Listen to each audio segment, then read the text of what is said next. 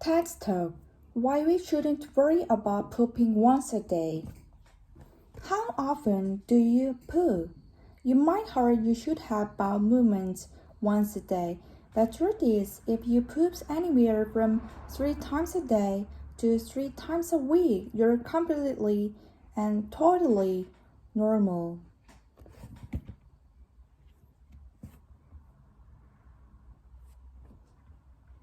OBGYN and pain medicine doctor. I and talk to my patients about poo more than you might think. Overall, I hear a lot of anxiety about it. Some people worry about having a bowel movements once a day. Even though it's phenometric, people struggle with constipation.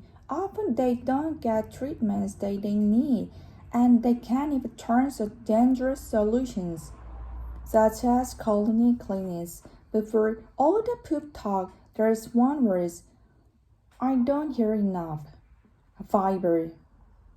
Let me take you through the journey from your food to poo. Digestion actually starts in the mouth. Chewing breaks the food down into smaller particles. As you eat, your food mixes with saliva, which moistens the food and has enzyme that starts to break down those starches and fats. And contraction in your esophagus push the food in your stomach, where acid gastric juices and enzymes further break the food down.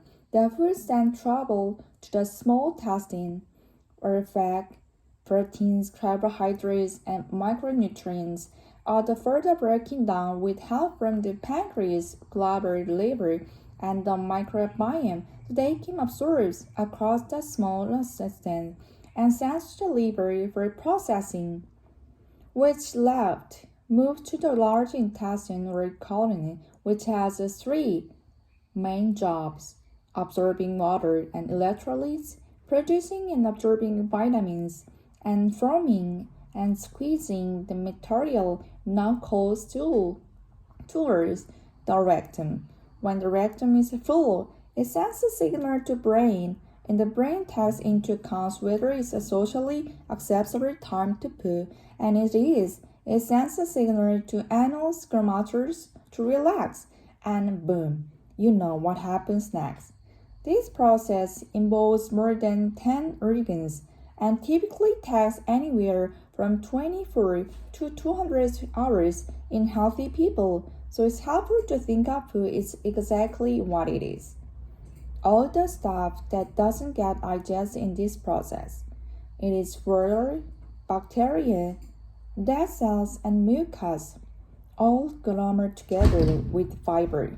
Fiber is amazing and inspects the digest tract from top to bottom. It is, very simply, carbohydrates the body can't absorb, what other carbs are broken down into sugars.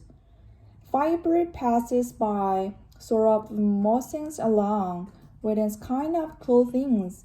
High fiber foods physically take longer to eat, so they help us pace our meals.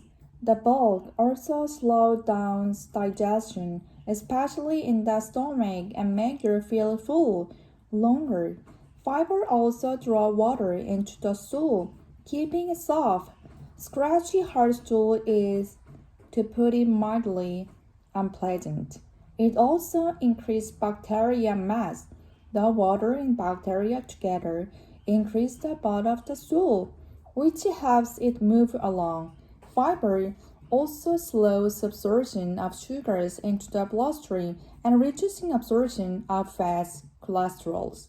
And as fiber collects in your colon, it feeds all your good gut bacteria, helping you maintain a healthy microbiome. Fiber is associated with reducing risk of diabetes, heart disease, several gastrointestinal conditions, and even certain cancers. And yet, most of us aren't getting enough of it. For example, in the US, the vast majority of adults are eating the recommended 28 grams of fiber per day. In fact, an average American just gets 15 grams of fiber a day. So, how exactly you do get your fiber? The original answer is to eat more whole grains, fruits, vegetables, and legumes.